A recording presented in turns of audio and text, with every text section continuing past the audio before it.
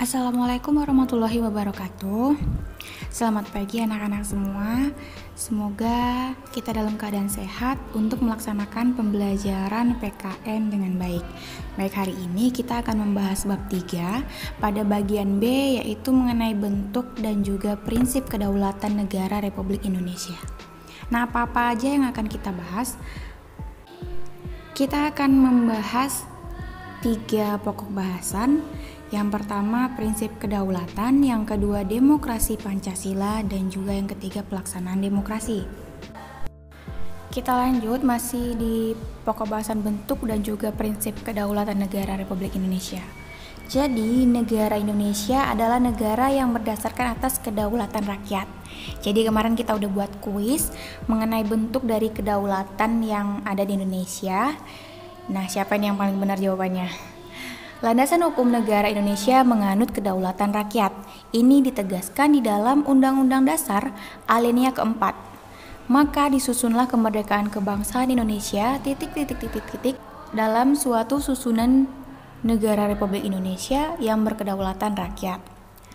Lalu pada pasal 1 ayat 2 pada Undang-Undang Dasar Negara Republik Indonesia juga ditegaskan kedaulatan berada di tangan rakyat dan dilaksanakan menurut Undang-Undang Dasar.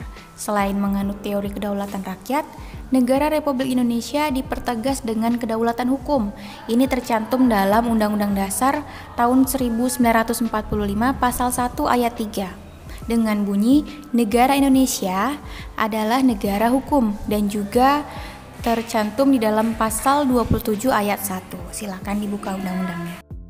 Kita memasuki kepada bahasan selanjutnya, yaitu mengenai prinsip kedaulatan NKRI. Di sini ada 6 prinsip, yaitu negara Indonesia adalah negara kesatuan yang berbentuk republik. Yang kedua, kedaulatan berada di tangan rakyat dan dilaksanakan menurut Undang-Undang Dasar. Yang ketiga, negara Indonesia adalah negara hukum. Lalu lanjut yang keempat, presiden tidak dapat membekukan atau membubarkan Dewan Perwakilan Rakyat atau DPR. Nah, yang kelima, menteri-menteri diangkat dan diberhentikan oleh presiden.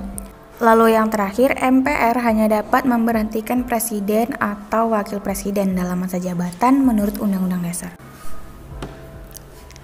Nah, prinsip-prinsip tadi itu berkaitan erat dengan demokrasi.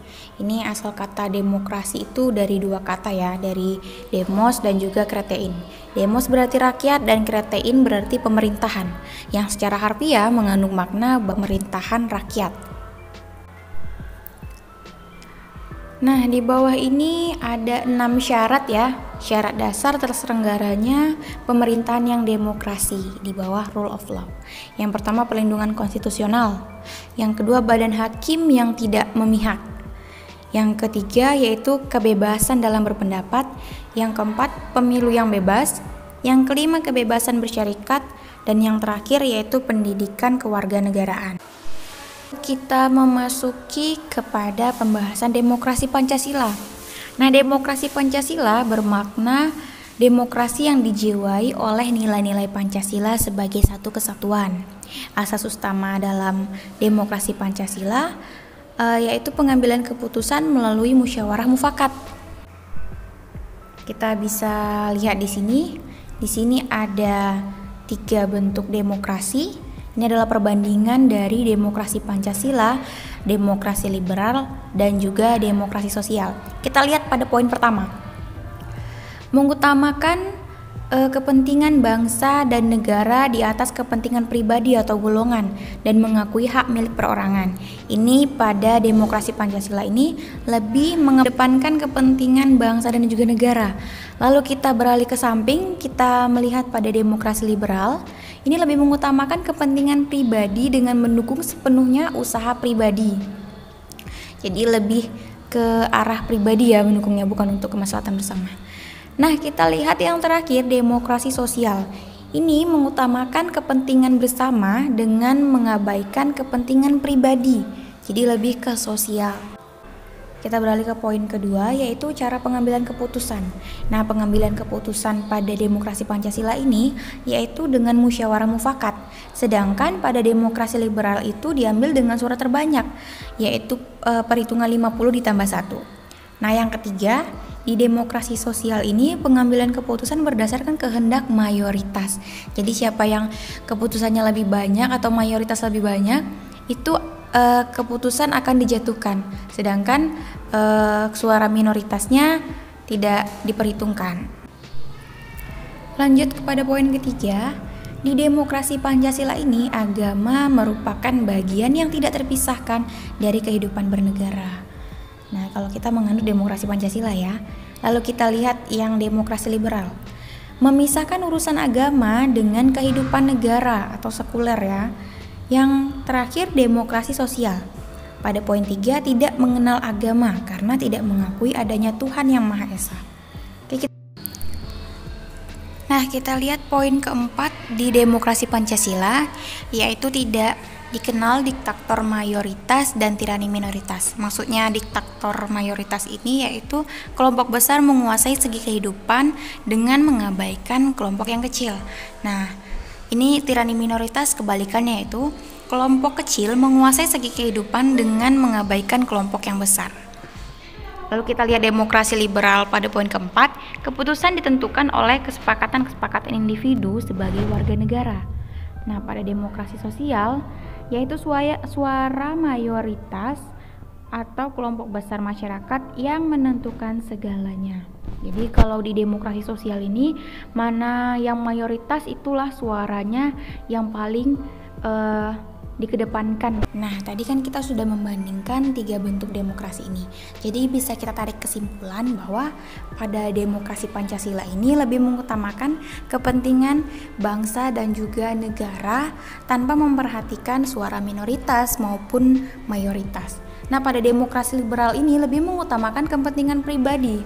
Lalu yang terakhir, pada demokrasi sosial ini lebih mengedepankan suara mayoritas. Jadi yang didengar ini memang suara terbanyak dan penduduk yang terbanyak itu akan didengarkan dibandingkan yang minoritas di suatu negara tersebut.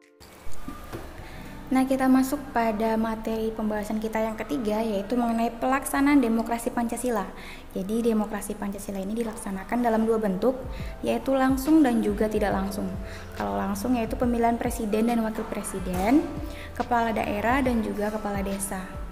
Nah, jika yang tidak langsung, adanya lembaga untuk menyampaikan aspirasi masyarakat seperti DPR, DPD, dan DPRD dipilih rakyat melalui pemilu. Jadi pemilihan umum ini perwujudan dari kedaulatan rakyat dan juga demokrasi. Nah, pada pelaksanaan demokrasi Pancasila ini berdasarkan asas-asas pemilihan umum yang lebih dikenal dengan sebutan Luber dan juga Jordial. Apa saja itu asas-asasnya?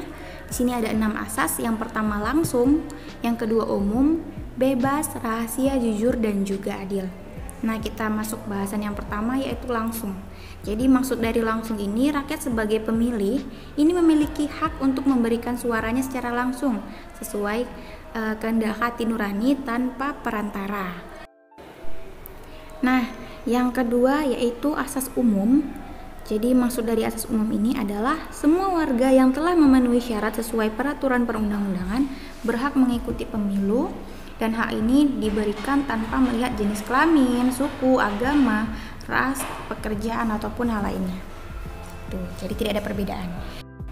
Kita lanjutkan yang ketiga, yaitu asas bebas. Ini maksudnya semua warga itu memiliki hak pemilu dan kebebasan menentukan pilihan. Yang keempat, rahasia. Sini maksudnya diberikan jaminan bahwa para pemilih yang melaksanakan haknya dijamin tidak akan diketahui siapapun mengenai pilihannya. Yang kelima, jujur. Ini mengandung arti bahwa penyelenggara pemilu, aparat pemerintah, pemantau pemilu itu bertindak jujur sesuai aturan. Yang terakhir yaitu asas adil. Sini asas adil menjamin bahwa setiap pemilih dan peserta pemilu mendapatkan perlakuan yang sama. Nah, semua pokok bahasan hari ini sudah selesai kita bahas. Jadi sampai di sini pembahasan kita, dan tugas Ananda adalah Silahkan buat 5 pertanyaan dan juga jawaban dari materi kita hari ini.